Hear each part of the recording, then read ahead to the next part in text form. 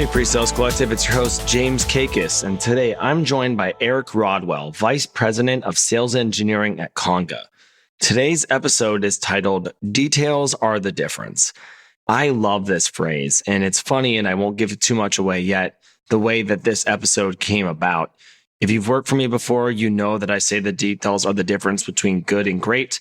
Even in interviews, I put my favorite sayings, and this is one of them.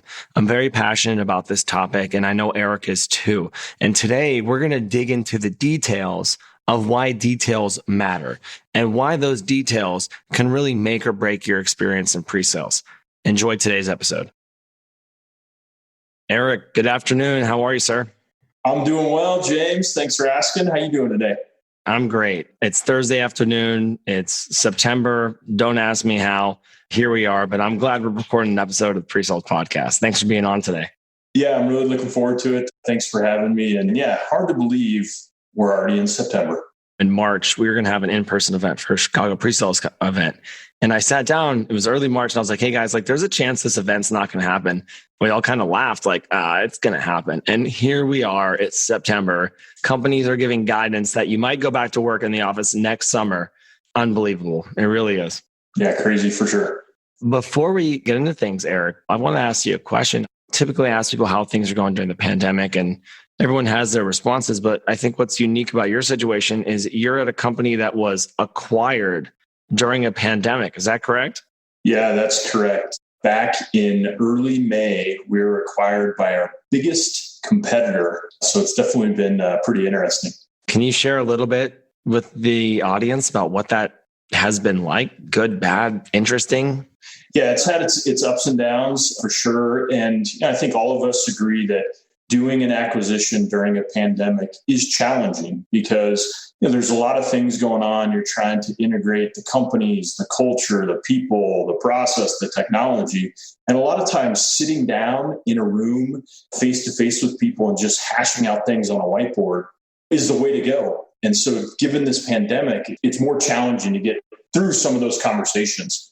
An acquisition is challenging in its own right in normal times, but virtual only, unbelievable. So I hope you will someday look back on this and be like, wow, I went through that. I've had a lot of good and bad learnings from that because that's a really unique experience for sure. Hopefully we'll do a case study someday on it because I think it would be super interesting. Well, Eric, before we get into today's topic, which I'm really excited about, I got to ask, how did you start your pre-sales career? How did you get into this role?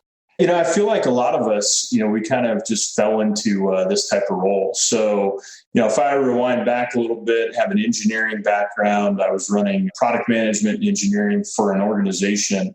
And one of my friends went to a new company and said, hey, you should take a look at this company, check them out. So I started talking with them and they had a role. It was an individual contributor role of solutions engineer. And I'm like, what is that? And they're like, oh yeah, you talk with customers, you do demos, proof of concepts, all this stuff. And I'm like, dude, I've been doing that for like 10 years.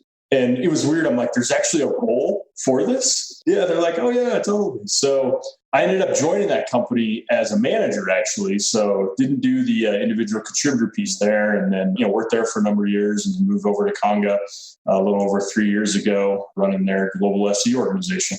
I always use the term stumble into pre-sales. It really is unbelievable how so many of us get here. And, I think it's like why the PreSales Collective exists at this point is because I think we're the best profession that no one's ever heard of. And Steph Barnett said that on our podcast. And I hope in 5 to 10 years, that's not the case. Yeah, no, for sure. I agree. Well, I'm excited for today's topic.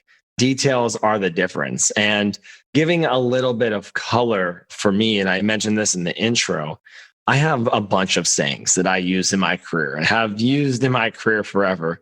And I always use this: details are the difference between good and great. Do I live by that all the time? I don't. I try to.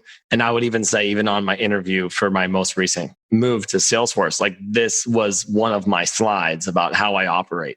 a little bit of the genesis of this podcast. Eric, you and I have gotten to know each other a little bit through PreSales Collective, and you posted on LinkedIn around details, and I responded. And I remember I was just like watching that thread. I was like, this is my post right here. I loved it. And just like most of these topics, they start because we just start having a conversation around it. It's like, hey, you know what? We should have this conversation with a lot of people listening. So I'm excited to talk about details are the difference. I know we don't have the link handy of the post, but I'm going to ask you, why did you post about details on LinkedIn? So, I've been posting, a little bit more over the past year, and a couple of people reached out and were like, hey, we really like, what you're posting and some of your thoughts around that. So it's been enjoyable to me to share some of those with a larger audience as well. And so in terms of the specific details are the difference post, obviously we're going through this acquisition, and as we go through this, I think that the details around, for example, communication, right, really do make a difference, especially given the world that we're living in this remote virtual environment. You can't just go and have a conversation impromptu with somebody face to face. So really trying to understand that the details, crossing the T's, dotting the I's, you're going through those different things is really the genesis of this post. And, just felt like it was something I wanted to share out there and kind of get some of my thoughts and see what the reaction was. And you had a pretty good reaction to this post. Yeah. So, like you said, you jumped in and provided some input and thoughts, and then a number of other people as well. I definitely think it struck a chord, with some folks, and some of the things we'll talk about, a little bit later. But, some people are like, what happens if you're not a details person? Like, I agree with what you said, right? And details matter, but what happens if I'm not a details person? Or what if I get too focused on the details and lose sight of the bigger picture? So those are some things that we could chat about today. I definitely want to dig in there. Like the SE me wants to just ask you a bunch of questions right now, but I'm going to hold off on that. You gave some really good high level items of why you posted this, but maybe let's break it down. I don't know if you have any specific examples for you and your philosophy. Why do details matter? My philosophy and what I share with our team is this notion I call 1%, right? And it's not anything new or anything like that. It's out there. Many people talk about it. It's really about how do you get better each and every day? And so it's about getting a little bit better each day, getting 1% better, right? So if we focus on that and get a little bit better today and tomorrow, think where we're going to be a week, a month, a year from now. And so with that, I think that those are the details, right? I'm a big believer that there's no such thing as an overnight success. We hear that a lot, and the media puts that out there. Oh, overnight they went from, zero to hero and those types of things. And I believe that if you focus on the small things, you focus on the details, those add up to the big things over time. And so if you focus on getting a little bit better, if you focus on improving your communication, if you focused on your one-on-one conversations with your employees, how you communicate, even things that you demo, as well. And we'll talk a little bit about that as well. I believe that over time, again, that leads to the big things. And you look back and you're like, wow, I went from here to there. But again, it's not overnight, it's over time. I like that you talk about not an overnight success. And that is something that we see a lot and hear a lot. For me, it's those details, again, the difference between good and great. And I think about restaurants and I think about hospitality experiences. Where it comes to me is like the difference between a good service restaurant and a great service restaurant is probably some finite details, but those details and those small things, and as you mentioned, a couple of those small things really can differentiate the experience. So I like that you say that a lot, and it really resonates with me. The follow-up question is when we start talking about pre-sales generally, and let's focus on the demo and the customer presentation, how does this subject of details relate to what we do in that customer presentation?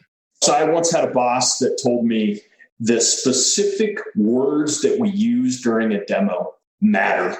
So how we describe our product or solution, and again, the words that we use, simple, easy to use, fast, saves time, things like that. But one of the things that she had said was how we described our solution. So anytime somebody talked about it as a tool, our tool saves time or our tool provides this value, she would get very upset and say, we're not selling a tool. People don't pay money to buy a tool.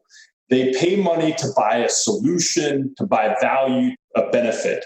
It's so interesting when you look at it, especially in pre-sales, you're like, gosh, really? Because I say tool versus solution, that makes a difference. And it does. I absolutely think it directly aligns with pre-sales and what we do on a day-to-day basis. Just using that example of a demo. And again, the specific words that you use or don't use can make a difference. Let me ask you the example in terms of management, because you talked about details and one-on-ones, right? So what are some of those detail advice or example you can give people for people leaders, right? Because you talked about a lot of what you say and the words that you use. And I think as people leaders, the higher you go up and the more influence you have within an organization, the more you actually have to watch exactly what you're saying and the power behind your words. So what thoughts do you have around that topic?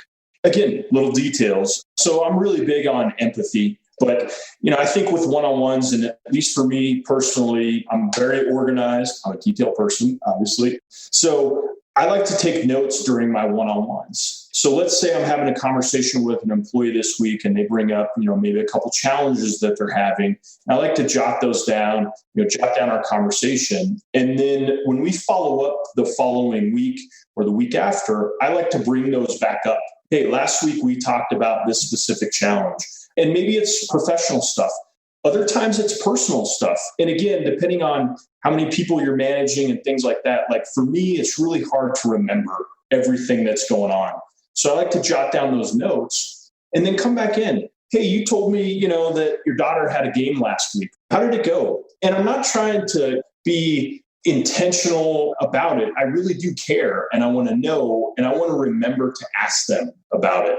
So I think that that's an example of focusing on the details, caring about your employees, and really showing them that you do care. You remember these things and want to know what's going on. You're right. And if something really matters to an employee and you never acknowledge it, like the soccer game, as a leader, it's okay, they could still, it's work. But if you're the leader who remembers to ask those questions and follows up on personal situations, that can go a really long way. So I really love that approach. And I hope managers listening who might not be doing that kind of stuff do start doing that. I believe in a one-on-one doc. That was one of the things that I do is have a one-on-one doc, talking points, both parties, take the notes, keep track, because you're right. Leaders have a lot going on. As your organization gets bigger, how do you keep track? And it's important, especially when you're a people leader, to make sure that you are remembering those details that matter to your teams. And I think for the individual contributors as well, they also have a lot going on. So there's a number of times when you'll bring up a subject that they brought up last week or the week before, and they're like, you know what? I forgot about that. Thanks for bringing that up. Here's what's going on. When we talk about selling in general, there are a lot of situations where products can be very similar. And it's kind of like the buying experience or the relationship that the account teams might have with the buyers. But I think it's this term of detail. So in a world where products can be splitting hairs, do you think it's the details that win and lose deals? Yeah, absolutely. I think there's no question that it comes down to the details. I think we can all remember times, when we've heard from a customer that, either we won or we lost in terms of what made the difference. And typically what they bring up are the small things. Like you said, a lot of times the products in general can do a lot of the same feature functionality, provide a lot of the value, pricing. Everybody's trying to keep around the same thing. So it does come down to these little things, these details. And I think it goes back to when you're talking about hospitality in a restaurant. What do we remember? We remember the really great times and the really bad times. And those are typically the details. If they remember our name, they remember our order last time, remember what type of wine we like, things like that. We're like, wow, okay, they're going above and beyond. Similar on the sales side. Hey, last time we met, you brought up these specific challenges. And so, we want to come up and show around these challenges, or just spending the extra time to really listen to them, to really understand their business, what they're going through, not necessarily jump right into, oh, here's something that can solve that. and coming back to them and saying, hey, we really listened to you. We've got some ideas here. We want to get some thoughts and input on this. We think we can offer you a great solution. Let's kind of work through this. I think those are all details. I think for me, you just said something about spending the time. And I'm going to put you on the hot seat a little bit here. So can you remember a situation where maybe you didn't spend the time, and typically where you would have put the details in, you didn't, and maybe it resulted in customer conversation gone wrong, deal gone sideways? Oh, yeah. So I had to deliver a demo. It was a demo to a Silicon Valley company, one that we would know very well. So I was like super geeked out, super excited, and I'm going to get to demo to this group. And I kind of lost sight. I almost got, like starry eyes and things like that. I didn't spend as much time going through some of the demo path and some of the objections that I think that they would have brought up. And if I would have spent that little extra time, I would have been a little bit more prepared. So fast forward, what happens? I show up, the first 20 minutes of the demo goes great. They start throwing all these objections to me. Within the next 20 minutes, they actually asked us to leave. It was so bad. And so we left and we walked out. I was with our RVP, the AE, and myself. And all three of us were just like, what just happened? You never forget those battle wounds in sales world. Well, I appreciate you sharing that, because I think it's a great example of times you lose sight, you don't put the time and energy in, and you have a really bad experience. And you've, I'm sure, learned from that, because you can recall the details of that experience probably years later. I still have the business card. No joke. It is on my desk. And that's a reminder, again, for me to say, I don't ever want to be put in that situation. I don't want our team ever to be put in that situation again. And it's a little motivation, I would say. I love those types of things, those small reminders. Eric, you mentioned something earlier that really caught my attention. And you talked about getting stuck in the details. And there definitely are times where we really get stuck in the details, and it can prevent us from getting to that end goal. What advice do you have or thoughts do you have around ensuring that we're maybe not striving for perfection and we're not too focused on the details that we lose sight of what we're trying to accomplish? I think it goes back to what you were saying earlier. Details are the difference between good and great. Agree 100%. We got to make sure that we're not striving for perfection, though. We've all heard the saying, don't let good get in the way of, perfect, or great get in the way of perfect. So I think that's where it comes to play.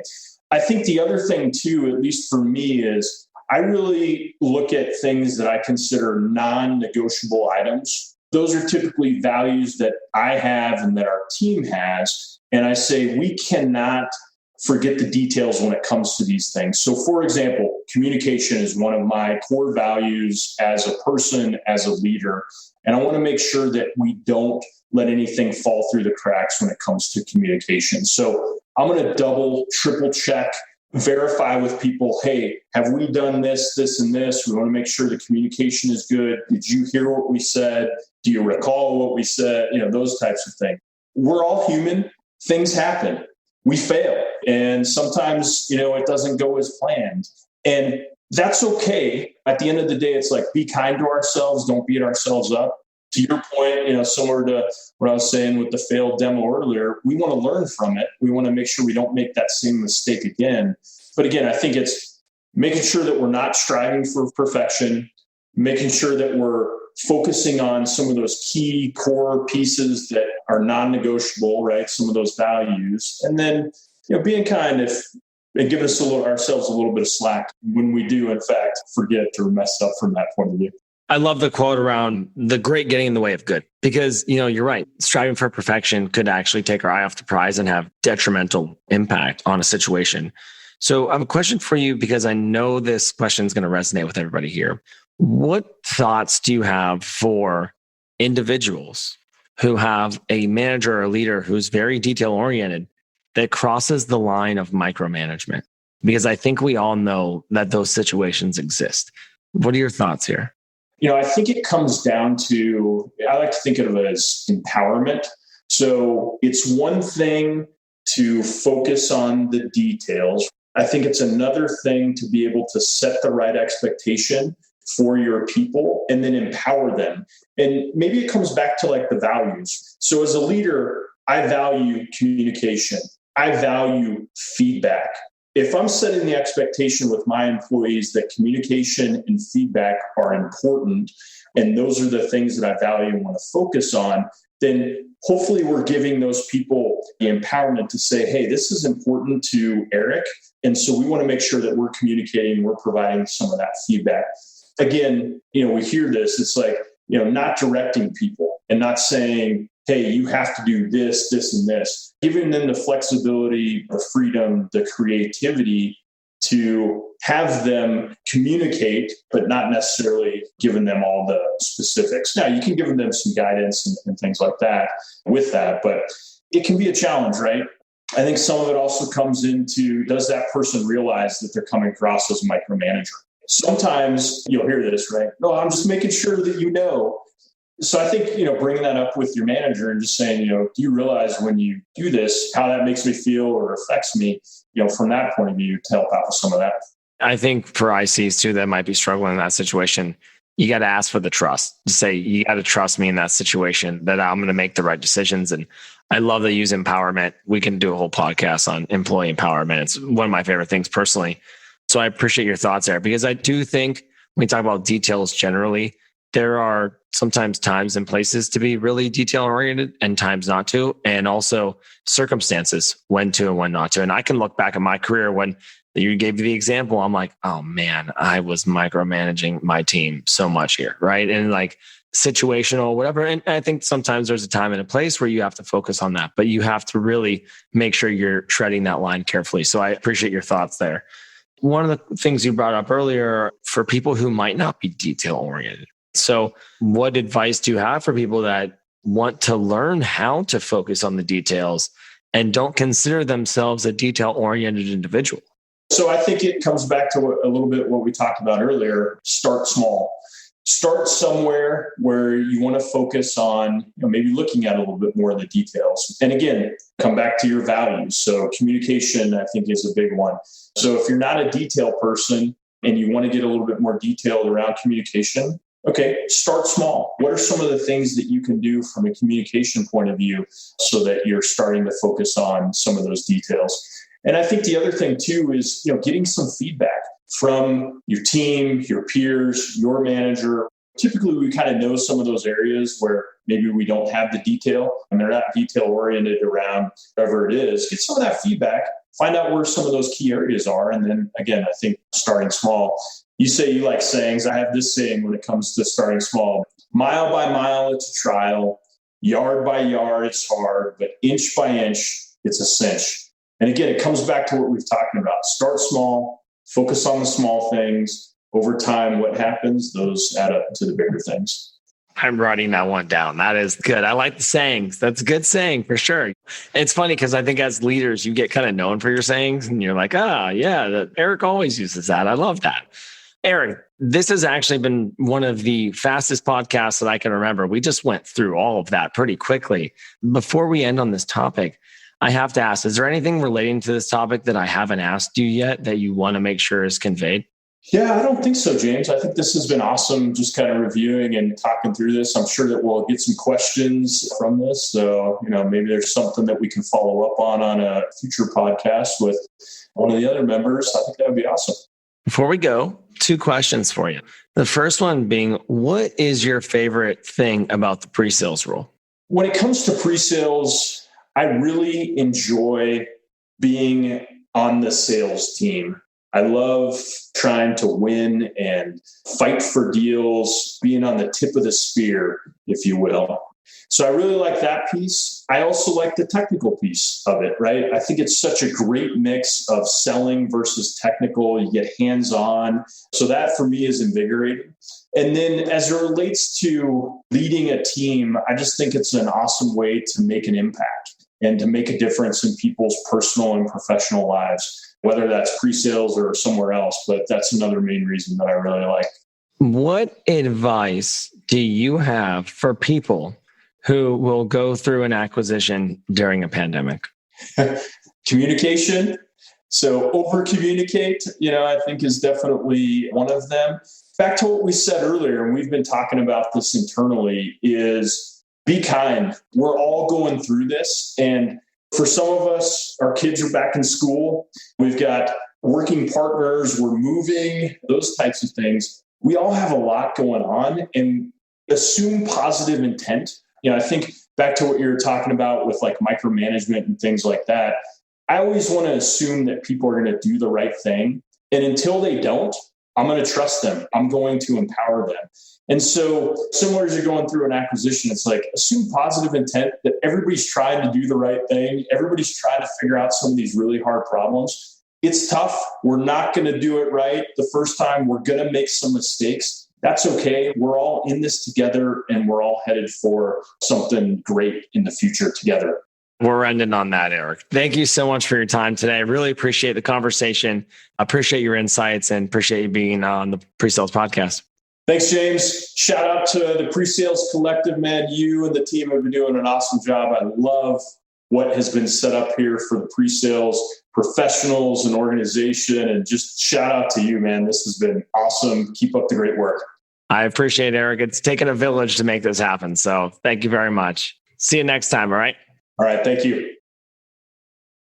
Details are a lot of fun, and I hope you enjoyed today's episode. Maybe you went in today's episode like, I don't really want to hear about details, but you really realized and learned how they can be impactful, especially when it comes to the hospitality and the dinner restaurant experience. I know that we've all had those types of situations and can pinpoint the details that made experience good to great. One of the things that Eric talked about as well was don't let perfect be the enemy of good. And if you're not very detail oriented, how do you become that? And these are all questions and things that we need to think through. And again, make sure details are circumstantial. As we talked about, you don't want to be a micromanager, and being detail oriented sometimes can come across there. So you have to really understand when details matter, how details matter, and what type of context. One of the things that I really liked that Eric said was mile by mile is a trial, yard by yard is hard, and inch by inch is a cinch. And that just shows that Eric really leads by the details. This is part of his foundation, part of his core values, and how he operates. The 1% improvement each and every day, something around details that help us get to that greater good. And most importantly, there is no overnight success. Yeah, we hear that. Sometimes it does happen, but it does take the work. It does take the effort to get to that end product. Okay, PreSales Collective, thank you for joining us on today's episode. As always, like and share the podcast. If you have any feedback for us, please let us know. Otherwise, we'll see you next week.